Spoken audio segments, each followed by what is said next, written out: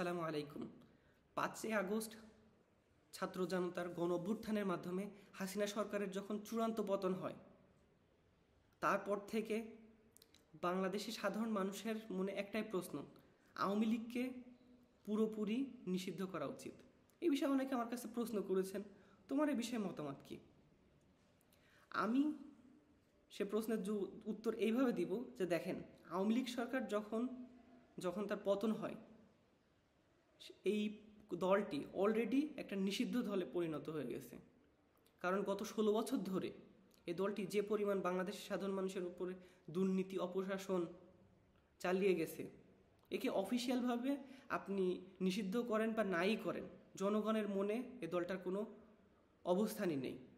কিন্তু এই দলটাকে আমরা অফিসিয়ালভাবে নিষিদ্ধ চাই, কারণ গত ১৬ বছর ধরে এই দলটি যে পরিমাণ দুর্নীতি অপশাসন বাংলাদেশে কায়েম করেছে, তার একটা অফিসিয়ালভাবে একটা বিচার হওয়া উচিত এবং জনগণের সামনে যারা এর জন্য দোষী তাদেরকে সকলকে বিচারের আওতায় আনা উচিত। বিশ্বের নানা দেশে আপনার স্বৈরতন্ত্র কায়েম হয়েছিল, বিশ্বের নানা দেশে ডিক্টেটরশিপ ছিল, কিন্তু সেই সব ডিক্টেটরশিপদের যখন পতন হয়, তারা হয় পরিবার নিয়ে অথবা একা দেশ থেকে পালিয়ে গেছেন। কিন্তু বাংলাদেশে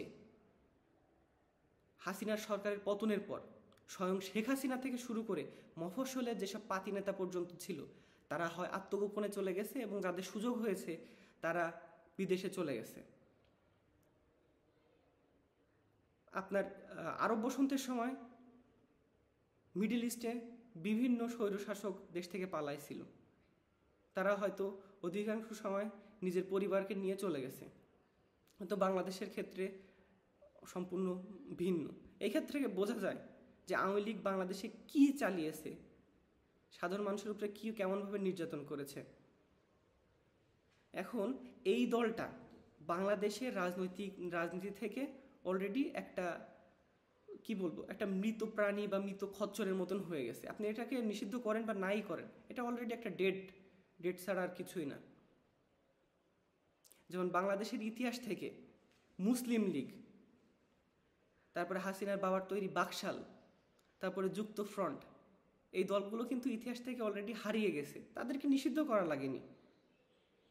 কিন্তু আওয়ামী লীগকে আমরা বর্তমানে নিষিদ্ধ চাই, কারণ এর একটা জাস্টিফাইড একটা বিচার হওয়া উচিত এবং সারা বিশ্বের সামনে এর একটা নজির হওয়া উচিত। আর একটা জিনিস দেখেন, যে আওয়ামী লীগের ইতিহাস যদি আপনারা পর্যবেক্ষণ করেন, তাহলে এই আওয়ামী লীগ এই দলটা আসলে পুরোপুরি কোনো রাজনৈতিক একটা দল না। তারা যখনই ক্ষমতায় এসেছে তখনই বাংলাদেশের রাজনৈতিক ধারাকে পরিবর্তন করে স্বৈরতান্ত্রিক ধারাতে রূপান্তরিত করেছে। স্বাধীনতার পরবর্তীতে শেখ মুজিবুর রহমান যখন আপনার বাংলাদেশের প্রেসিডেন্ট হিসাবে নির্বাচিত হয়, প্রধানমন্ত্রী যখন হিসাবে নির্বাচিত হয়, তখন সে যে কাজটি করে 1975 সালের জানুয়ারিতে, যে বাংলাদেশের রাজনৈতিক ধারাকে পরিবর্তন করে গণতান্ত্রিক ধারাকে পরিবর্তন করে সে একনায়কতন্ত্রতে রূপান্তর করে বাকশাল প্রতিষ্ঠার মাধ্যমে। সমস্ত প্রেস থেকে শুরু করে সমস্ত রাজনৈতিক দল থেকে শুরু করে এমনকি ছোট ছোট যেসব রাজনৈতিক অঙ্গ সংগঠন ছিল তাদের উপরে ব্যান আরোপ করে এবং এক দেশের এক নেতা এক দল এই শাসন কায়েম করে। তার পরবর্তীতে হাসিনা যখন ক্ষমতায় আসে 96 সালে, সে কেবল সুবিধা করতে পারেনি, 5 বছর ক্ষমতায় থাকার পরে তাকে আবার নির্বাচন দিতে বাধ্য করে বাংলাদেশে। কারণ 96 সালে একটা সংবিধানে একটা নিয়ম চালু হয় যে তত্ত্বাবধায়ক সরকারের আন্ডারে বাংলাদেশের নির্বাচন হবে।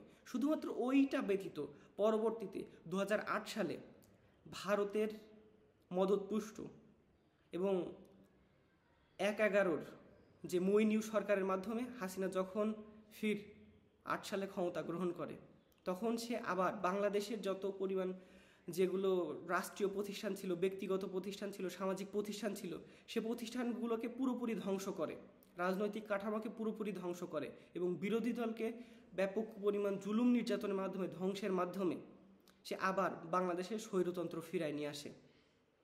সে 2013 সালের জাস্ট একটা ডামি ইলেকশন আয়োজন করে, 2018 সালেও একটা ডামি ইলেকশন আয়োজন করে, 2024 সালেও একটা ডামি ইলেকশন আয়োজন করে।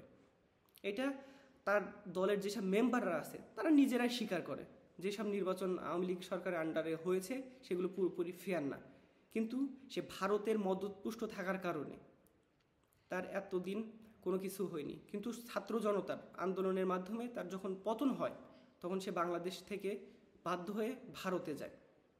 তো আপনি যদি ইতিহাস দেখেন, এই যে ৭২ সাল, তারপরে ২০০৮ সাল, ২০১৪ সাল, ২০১৮ সাল, ২০২৪ সালের এই যে নির্বাচন, এর মাধ্যমে বোঝা যায় আওয়ামী লীগ যখনই ক্ষমতায় যায় তখন তার মূল ফোকাস থাকে বাংলাদেশকে একটা জিম্মি রাষ্ট্র তৈরি করে তার পুরোপুরি স্বার্থ হাসিল করা। এবং সে এই রাজনৈতিক দল হিসেবে যখনই ক্ষমতায় এসেছে বাংলাদেশের মানুষের অধিকারকে হরণ করে কিভাবে প্রতিবেশী একটা রাষ্ট্রকে পুরোপুরি খুশি করা যায়, কিভাবে পুরোপুরি বাংলাদেশকে একটা করদ রাষ্ট্রে পরিণত করা যায়, সে চেষ্টায় তারা করে গেছে। তো সাধারণ মানুষ, যারা সাধারণ মানুষ, তাদের কাছে আমি একটা প্রশ্ন করব, আপনি আসলে একটা স্বাধীন বাংলাদেশে বাস করতে চান কিনা, যেখানে একটা স্বাধীন একটা সুষ্ঠু গণতন্ত্র থাকবে, মানুষের অধিকার থাকবে, না আপনারা চান যে আবার ফির স্বৈরতন্ত্র বাংলাদেশে প্রতিষ্ঠিত হোক এবং হাসিনার মতন একটা স্বৈর শাসক যে বাংলাদেশের পারপাস সার্ভ না করে একটা প্রতিবেশী একটা ঘৃণ্য রাষ্ট্রের পারপাস সার্ভ করে এবং বাংলাদেশকে অনবরিত সময়ে বিক্রি করার চেষ্টা করে? এখন প্রশ্ন আপনাদের কাছে আমাদের থাকলো যে আসলে আপনারা কোনটা চান। ধন্যবাদ।